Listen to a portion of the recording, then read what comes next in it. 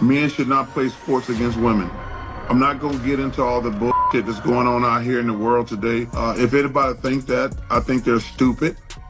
I'm not. Take a walk with me, take a walk with me, take a walk with me. There is craziness going on in the WNBA. DiJonai Carrington tweeted out white privilege from the locker room of a game that she was playing in. Get this. She fouls Sophie Cunningham hard. Sophie Cunningham, obviously a white person, fouls her hard. Flagrant 2, gets ejected, goes to the locker room and tweets out white privilege in the middle of the game. Now here's the kicker to me.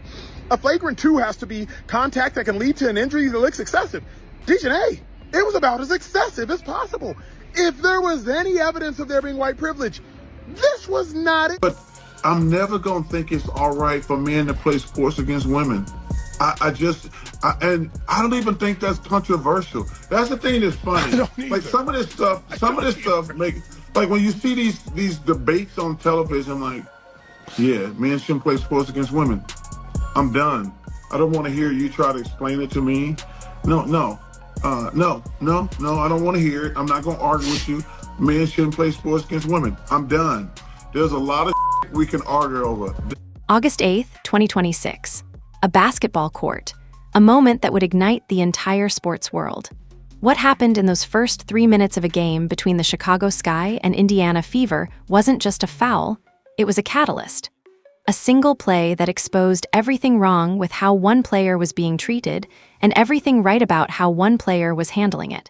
But the real story didn't happen on the court. It happened 8 minutes later, when a player who just got ejected did something so calculated, so deliberate, that it told the entire basketball world exactly what she was thinking.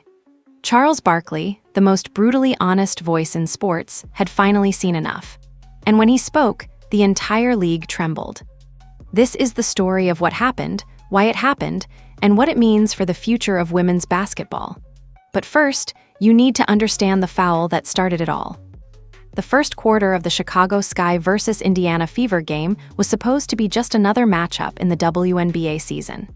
Two teams competing for dominance, two rosters filled with talent, two fan bases ready to witness competitive basketball at its highest level.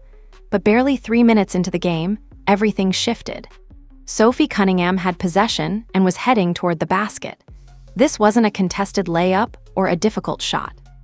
This was a breakaway moment, the kind where a player has separation from defenders and is about to score an easy 2 points. In basketball, these moments are crucial. They build momentum, they energize teammates, they demoralize opponents. But what happened next would become the most controversial moment of the entire season. DiJonai Carrington, playing for the Sky, was behind Cunningham. The moment she saw the breakaway developing, she made a decision. Instead of allowing a clean layup, she decided to pursue. Instead of attempting a standard defensive block, she decided to be aggressive. Her left arm came up, and it didn't go toward the ball. It went across Cunningham's face and neck area in one sweeping motion. The impact was immediate and severe. Cunningham couldn't brace herself. She couldn't prepare for the hit. She flew to the floor hard, landing on her backside without any ability to break her fall. The sound echoed through the arena. The crowd went silent for a moment, processing what they'd just witnessed. This wasn't a basketball play anymore. This was a collision between two bodies where one body had used force in a way that exceeded what the game requires. The referees immediately blew their whistles. They knew what they'd seen. This wasn't a judgment call or a matter of interpretation. This was clear contact to the head and neck area on a player who was vulnerable and unprotected. They called it a flagrant foul, the first level of technical violation that carries serious consequences. Carrington would sit out the rest of the game. That was the initial call. But then the referees did something crucial. They reviewed the footage. They watched the replay multiple times. They analyzed the mechanics of what happened. Did Carrington's arm come straight up in an attempt to block the ball? No. Was there a natural shooting motion involved? No. Did she make any attempt to avoid contact with Cunningham's head? No. The more they watched, the clearer it became. This wasn't a hard foul. This wasn't competitive intensity gone slightly too far. This was excessive contact that could cause injury. This was dangerous. They upgraded the call to a flagrant 2, and Carrington was ejected from the game immediately. The basketball world exploded online. Clips started circulating within seconds. Commentators were already analyzing frame by frame. Fans were already forming opinions. But the immediate conversation was straightforward. Should this have been a flagrant 2? Was the contact intentional? Could Cunningham have been seriously injured? Most observers agreed the call was correct. The contact was excessive, the impact was severe, the danger was real. Even coaches who knew Carrington and wanted to give her the benefit of the doubt, like Stephanie White, her former coach, acknowledged it was a hard foul that warranted the flagrant 2 call.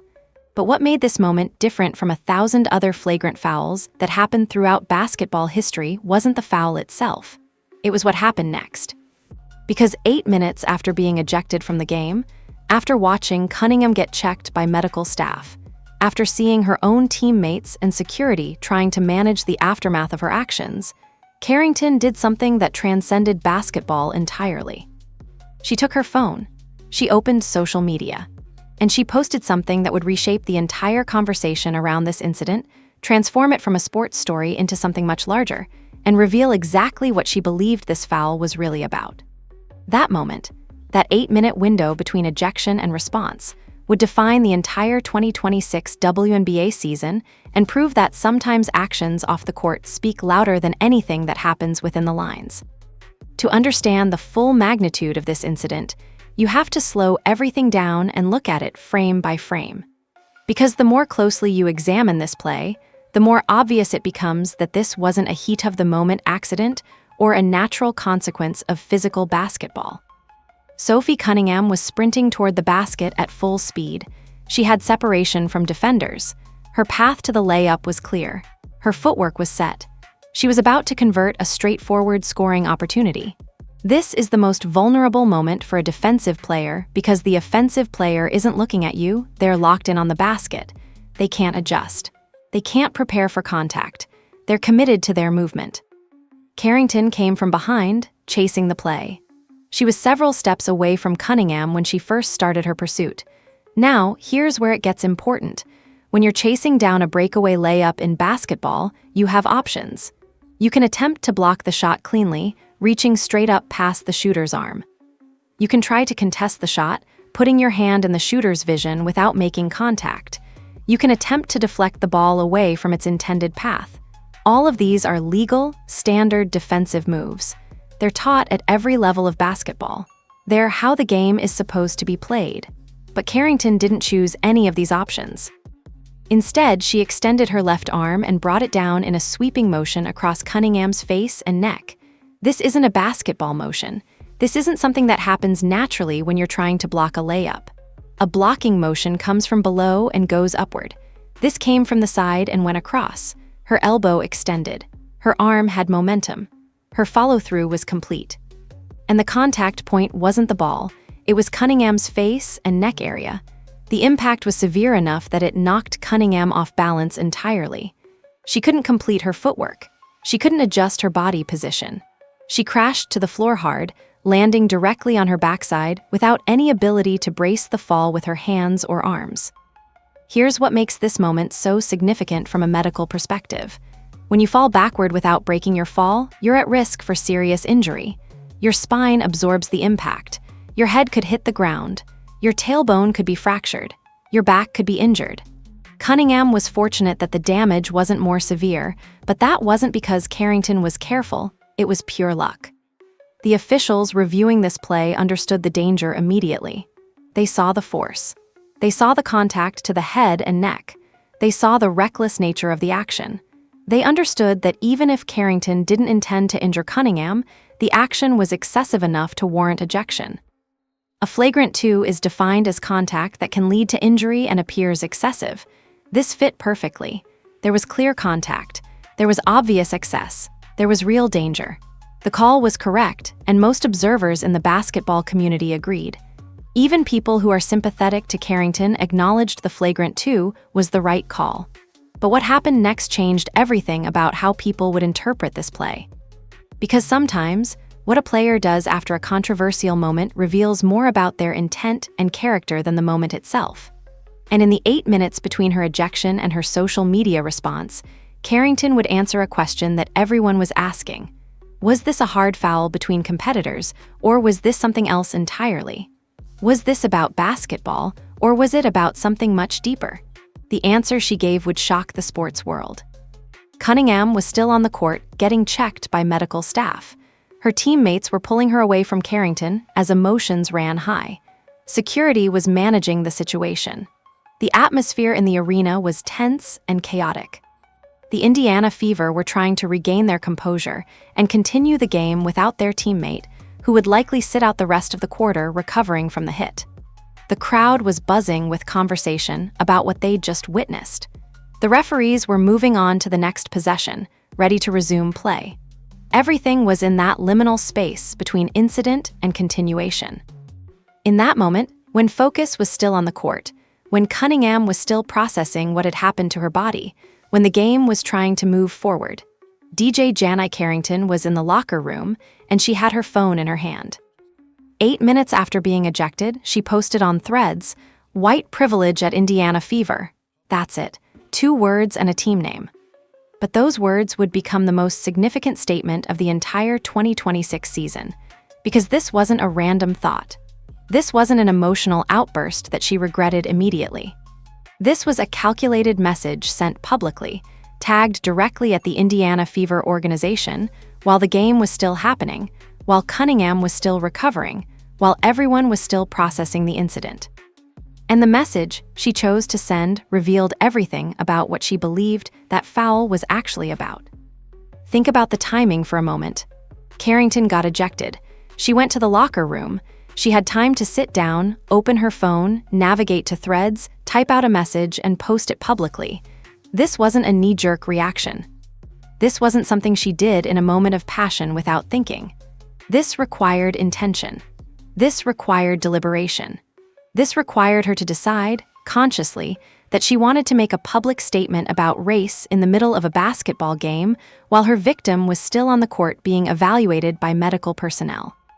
The basketball world's reaction was immediate and visceral, because what Carrington was suggesting, by posting white privilege 8 minutes after committing a flagrant foul on a white player, was that the foul itself wasn't about basketball. It was about race.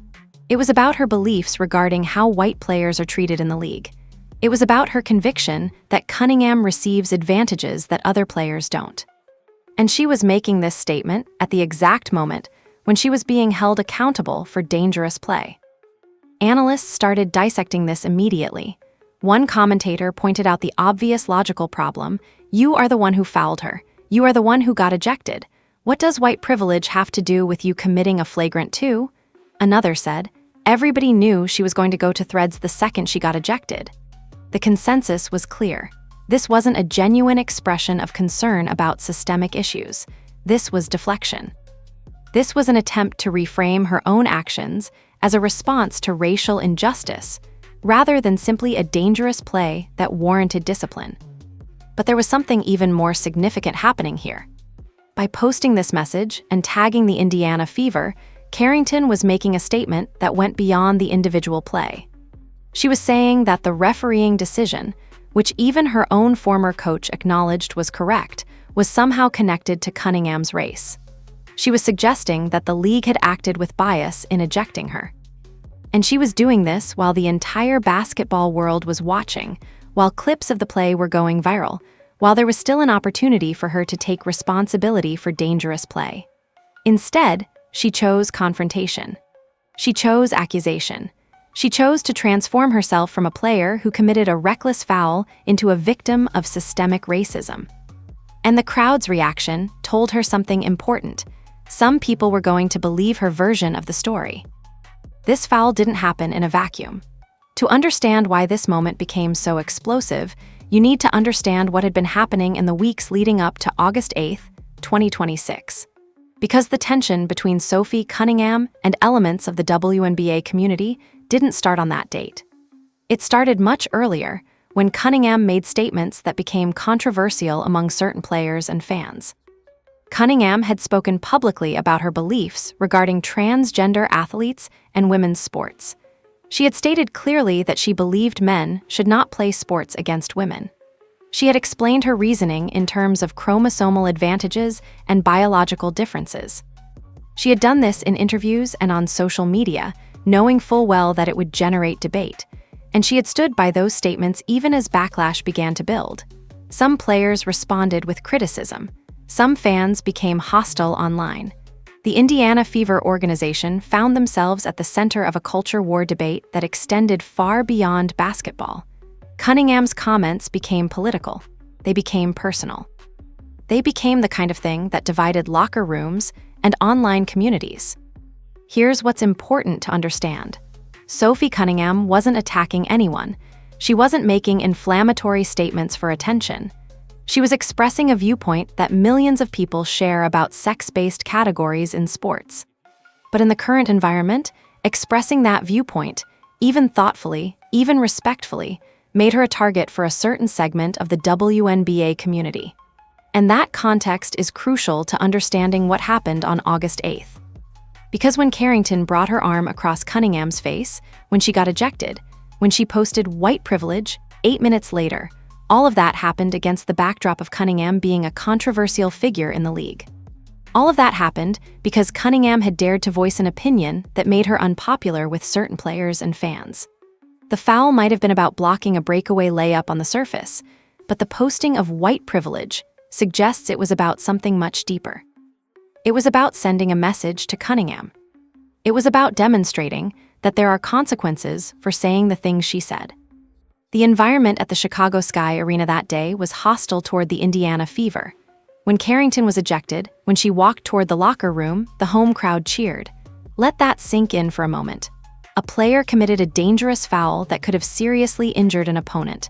That player was ejected for it, correctly, and the home crowd applauded the ejection. They didn't boo. They didn't express disappointment in their own player's dangerous play. They celebrated her aggression and her willingness to target an opposing player. That's not normal basketball culture. That's not what happens in healthy professional sports environments. That's what happens when a player becomes a symbol of something larger than themselves. The Indiana Fever walked into that arena knowing they were entering hostile territory. They knew that at least some segment of the crowd had been influenced by Cunningham's statements and viewed her as a target. They knew that the atmosphere would be charged. They knew that the usual rules of professional respect might not apply. And sure enough, Carrington's foul and the crowd's response to her ejection proved those fears were justified. The crowd's standing ovation for her ejection wasn't about basketball. It was about tribal affiliation. It was about taking sides in a culture war debate. This is what makes the situation so much larger than one flagrant foul. Because if this were just about basketball, the incident would have been resolved when the flagrant 2 was called. But because it happened in this context, because it happened to a player who had become controversial, because the crowd celebrated it, because Carrington responded by posting about race, this became a story about how the WNBA was handling its culture wars. It became a story about whether players who express certain viewpoints would be protected or targeted. It became a story about whether the league was a safe professional environment for all its players. And that's why Charles Barkley, who had been relatively measured in his WNBA commentary, finally decided to speak out. He had seen enough. One foul doesn't define a season. One incident doesn't reshape a league. But a pattern of incidents, especially when they involve the same player acting without meaningful consequences, tells a much larger story. And when basketball observers started looking back at DiJonai Carrington's history on the court, they discovered something troubling.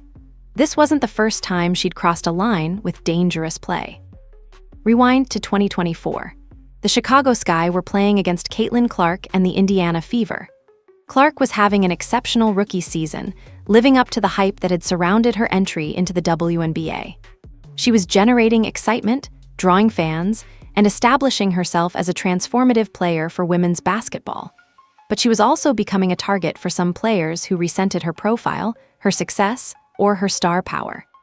During one game, Carrington and Clark were engaged in typical basketball competition.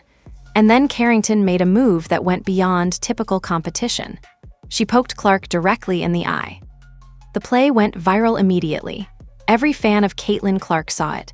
Every analyst discussed it. Every observer recognized it for what it was, a dangerous action that had no place in professional basketball. But here's what happened next. Nothing. No flagrant foul was called in real time. The incident was reviewed after the game, and no suspension was handed down. No fine was publicly announced. Carrington faced no meaningful consequences for an action that could have caused serious eye injury to another player. Instead, when asked about it afterward, she claimed she didn't even know she'd hit Clark. She said it was accidental. And when the interviewer mentioned seeing her laugh about it with another player later in the game, Carrington doubled down on the story that she didn't even realize what had happened. The problem with that narrative is obvious. You don't accidentally poke someone in the eye. You don't accidentally extend your arm and make direct contact with another player's eye socket. That requires movement. That requires positioning. That might happen once in a career by genuine accident, but it's not something that occurs without intent or at least extreme recklessness.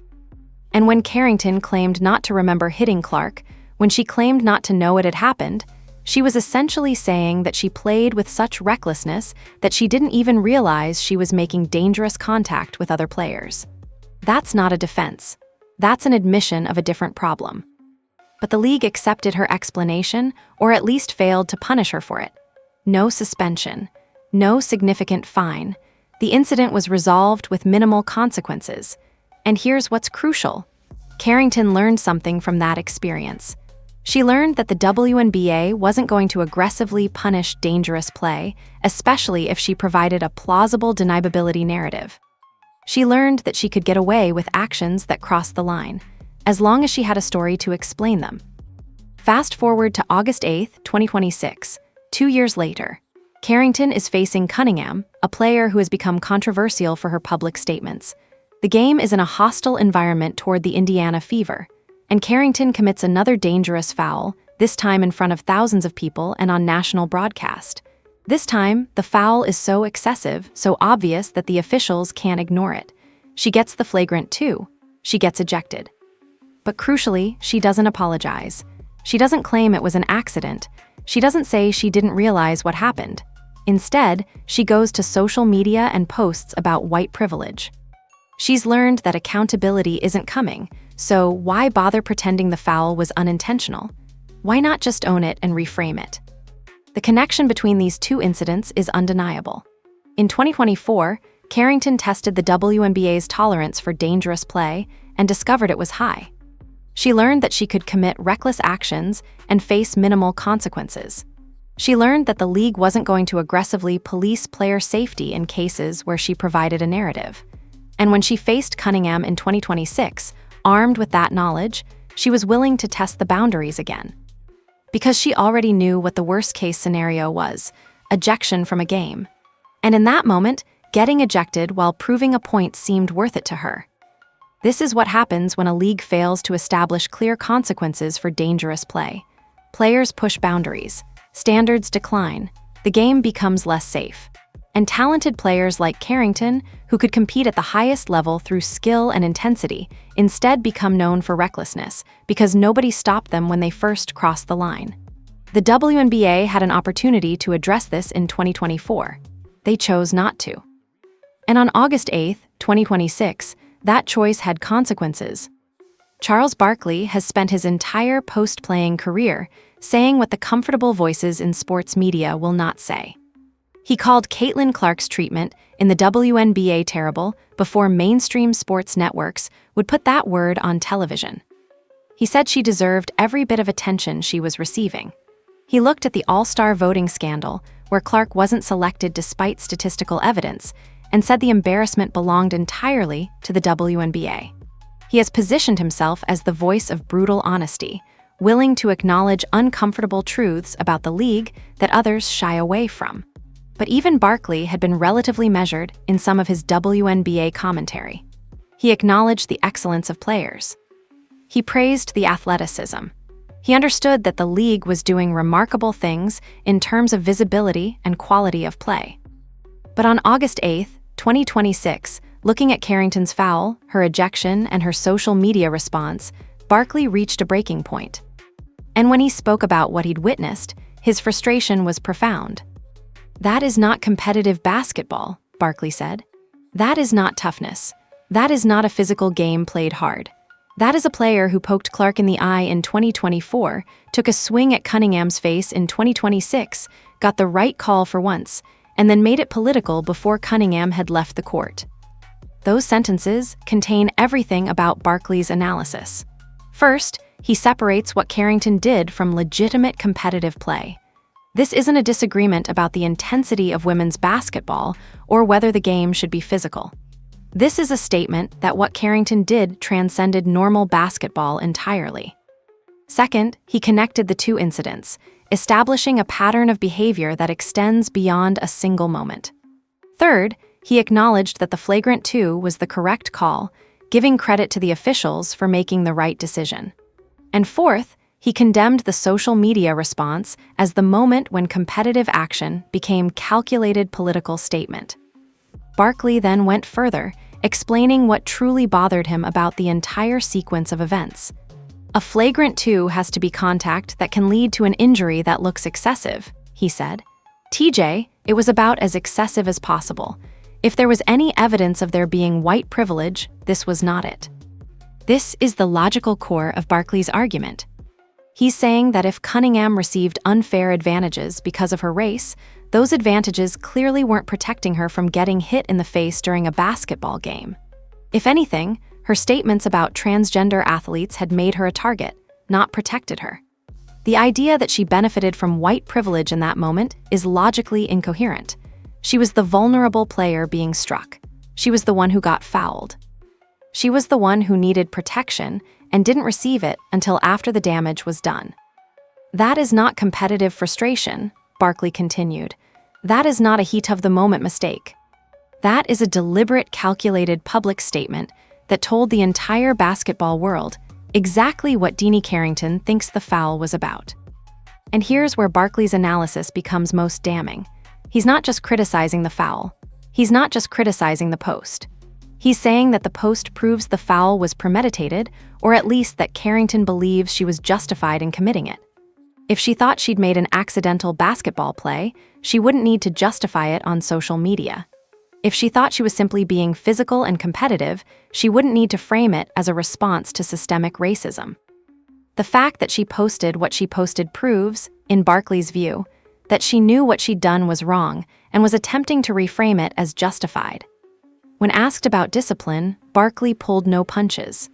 If you're Dane here and you have a foul like that, I don't want to hear about, okay? That's a flagrant 2 and you get this sort of fine. She should be suspended for the rest of the season. This is Barkley calling for consequences that go far beyond the immediate ejection. He's saying that the flagrant 2 wasn't enough, that a fine wouldn't be enough, that only a lengthy suspension would be proportionate to what happened and what it meant for league culture. Because this isn't just about one play.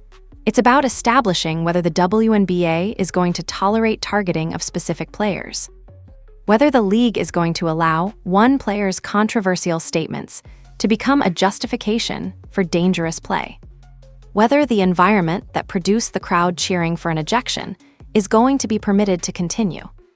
That is the environment that Indiana Fever walked into on August 8th, Barkley said. That is the building Cunningham had to play in 1 week after her trans comments turned her into a political target. Barkley connected every element: the controversial statements, the hostile environment, the dangerous foul, the social media response, the crowd reaction.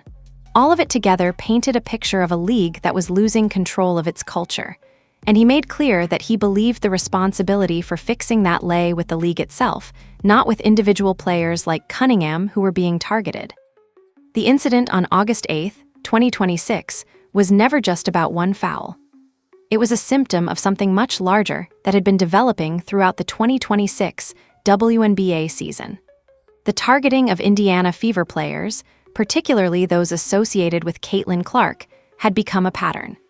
And the official and informal responses to that pattern revealed uncomfortable truths about the state of women's basketball. Sophie Cunningham was far from the only Fever player who had experienced aggressive play that seemed motivated by something beyond normal basketball competition. Caitlin Clark herself had been the target of physical play that went beyond normal defensive intensity. Lexi Hull, another Fever player, had experienced similar treatment. And throughout the season, fans and analysts had noticed a pattern. Opposing players seemed more aggressive, more willing to commit fouls, more inclined to cross lines when facing the Fever. Why? The most obvious answer was that Caitlin Clark's stardom had created resentment. Her profile had drawn attention to women's basketball in unprecedented ways. Her success had elevated the league's visibility, and some players resented her for it. But there was another element. Cunningham's public statements about transgender athletes in women's sports had made her a political figure as well as a basketball player. She had taken a stance on a cultural issue that divided opinion. And for some players, that stance transformed her from a basketball opponent into something else, a symbol of beliefs they opposed. Which meant that playing against her wasn't just about basketball anymore. It was about making a statement. It was about expressing disapproval of her views through physical play. The crowd reaction on August 8th proved this. When Carrington was ejected for a dangerous foul on Cunningham, the Chicago Sky fans cheered, not booed, not expressed disappointment in their own player's ejection. Cheered. That's not a normal basketball response. That's not what happens when a player on the home team commits a foul and gets ejected. That's what happens when the crowd approves of the action the player took, regardless of the consequences. The crowd approved of Carrington hitting Cunningham in the face. They approved of the targeting. They approved of the message being sent. This created an impossible environment for the Indiana Fever. When you're playing in an arena where the crowd is hostile, where opposing players are more aggressive, where the usual rules of professional respect don't apply, you're not just competing in a basketball game. You're entering a hostile environment where your safety might be compromised. And the league's failure to address this, to establish clear consequences, to protect its players, to maintain professional standards, allowed it to continue. The statistics told a story. Players were committing more fouls against the Fever than against other teams. The aggression level was different. The willingness to cross lines was greater, and the league wasn't adequately addressing it. Some might argue that this is just basketball, that physicality and intensity are part of the game. But there's a difference between physical basketball and targeting. There's a difference between competitive intensity and dangerous play motivated by factors beyond the game itself. One fan articulated it perfectly when they posted, "The lack of accountability in this league creates players who think they can target Indiana Fever players without consequences." That's the core issue. Because if Carrington had faced serious consequences in 2024 for poking Clark in the eye, she might have thought twice before committing another dangerous foul in 2026. If the league had established clear standards about what behavior would be tolerated, if officials had been empowered to protect players from being targeted, if consequences had been consistent and meaningful, the environment would have been different. But that's not what happened. The league failed to establish those standards. Coaches and league officials made statements downplaying dangerous play. Players learned that they could cross lines without facing meaningful consequences. And by August 8th, 2026, the WNBA had created a culture where a player could foul another player dangerously, get ejected, post about race on social media, and face no additional discipline. All while fans cheered and the league watched passively. This had implications far beyond basketball. Because when a league allows one player to be targeted because of her public statements, when it permits aggression motivated by cultural disagreement, when it establishes an environment where certain players are less protected than others based on their beliefs, it's making a statement about what it values. It's saying that winning through any means is acceptable. It's saying that cultural loyalty matters more than player safety. It's saying that women's basketball is becoming less professional, less safe, and more political. And that's what made Barkley's intervention so important, because someone needed to say it clearly. Someone needed to name what was happening. Someone needed to hold the league accountable for the environment it had allowed to develop. And until the WNBA addressed these issues, until it established that players would be protected, that dangerous play would be punished regardless of the race of the players involved, that the league valued professional standards over cultural tribalism, these incidents would continue. After the game ended, after Carrington had posted on social media, after the crowd had quieted and the initial shock had faded, Sophie Cunningham was asked about what had happened. She had been hit in the face. She had been knocked to the ground. She had watched her assailant get ejected and then attack her character on social media. She had played in a hostile environment. She had been the target of physical aggression motivated, at least in part, by her public statements. She had every right to be angry. She had every right to respond with the same hostility that had been directed at her. She had every right to use this moment to make a political or cultural statement. Instead, she said 4 words that revealed everything about her character. "Get your stuff off. That's fine." Think about that response. Cunningham was acknowledging that Carrington was upset. She was recognizing that Carrington had pent-up stuff, to use Cunningham's own phrase. She was understanding, even in that moment of injury and violation, that another human being was struggling with something and expressing it badly. And she was choosing grace. She was choosing to move forward without bitterness. She was choosing not to escalate. The same Sophie Cunningham who said everyone is welcome at her table, one commentator noted. Who said she extends love, who said she wants to protect young girls in sport. That Sophie Cunningham took a flagrant foul arm across her face and neck, hit the floor without being able to break her fall, got up and confronted Carrington directly, watched her get ejected, watched her post white privilege 8 minutes later and responded with, "Get your stuff off." That's fine. This is the crucial contrast that made the situation so stark. Cunningham was the player who had been attacked. She was the vulnerable one. She was the one who could claim victim status. She was the one who had every justification to respond with anger or accusation. But she didn't. She responded with what can only be described as mature dismissal. She was saying, essentially, that Carrington's issues were Carrington's to deal with, not hers. She wasn't going to be drawn into a conflict. She wasn't going to match Carrington's aggression with aggression of her own. Later, when asked specifically about Carrington's white privilege post, Cunningham made another statement that revealed her character even more clearly. She said the ejection had nothing to do with race. Think about what she was doing in that moment. She was a victim of physical assault. Someone had just publicly accused her of benefiting from white privilege. She had every opportunity to defend herself, to attack back, to say that Carrington's accusation was false or motivated by something other than concern about systemic racism. But instead, she simply stated the facts. The ejection had nothing to do with race. The flagrant 2 was about dangerous play, not about racism. She didn't elaborate, she didn't lecture, she didn't try to convince anyone. She simply stated the truth and moved on. The woman who just took the foul said it has nothing to do with race, one analyst pointed out. And Carrington posted white privilege anyway, and the crowd cheered the ejection. This is the WNBA on August 8, 2026. But what made Cunningham's response so powerful wasn't what she said. It was what it revealed about her commitment to her own stated principles. Cunningham had said, throughout all the controversy around her statements about transgender athletes, that she came from a place of love. She had said that she wanted to protect women in sports, not harm anyone. She had said that everyone was welcome at her table. And now, when she had been physically attacked, when she had been accused of racism, when she had every justification to respond with hostility, she lived up to those principles. She didn't blame Carrington for her behavior by claiming it was rooted in racism. She didn't use the moment to make political points. She didn't escalate the conflict. She simply acknowledged that Carrington was struggling with something and moved forward. That's not weakness. That's not naivety. That's strength. That's the confidence of someone who knows who they are and doesn't need to prove it through retaliation. And that contrast, between Carrington's calculated aggression followed by social media attack followed by a second postmarked with a date, and Cunningham's physical confrontation followed by professional grace followed by simple statements of fact, told the real story of August 8, 2026. This wasn't a story about race.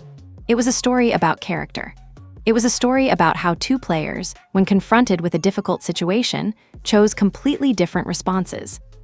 One chose confrontation. One chose grace. One chose to escalate conflict. One chose to move forward. And that's what made this moment larger than basketball, because the sports world was watching. The culture was watching. And what they saw was that the player with the controversial statements was handling herself with more maturity, more grace, and more professional integrity than the player attacking her. That observation would reshape how people understood the entire controversy. August 8, 2026 will be remembered as a turning point for the WNBA, not because of the foul, not because of the ejection, but because of what followed and what it revealed about the state of women's basketball. A player committed dangerous play motivated by a teammate's public statements. She was ejected correctly. And then she posted on social media in a way that confirmed the incident was about something larger than basketball. The league watched. The crowd cheered the ejection of a player for dangerous play, and one woman responded to physical assault and public attack with grace that seemed to come from somewhere beyond the moment. Charles Barkley finally said what needed to be said. The WNBA has a choice to make about what kind of league it's going to be. One where players are protected and professional standards are maintained. Or one where culture wars override safety and targeting becomes acceptable. The answer to that question will determine the future of women's basketball, and it starts now.